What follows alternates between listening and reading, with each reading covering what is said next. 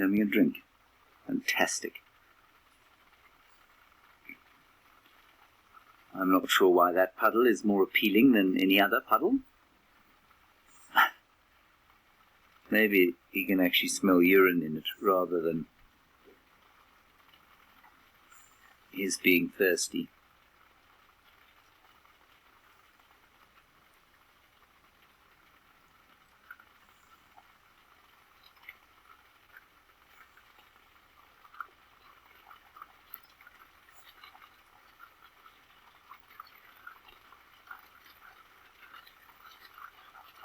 You can hear the rain coming down quite solidly now.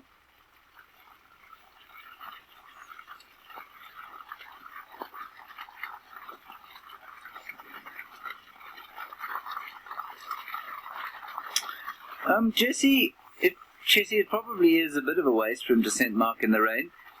But like I said, there's not much for him to send Mark on. So if he goes past the bush that's going to be immovable, which those bushes are, then I think he's going to take the opportunity.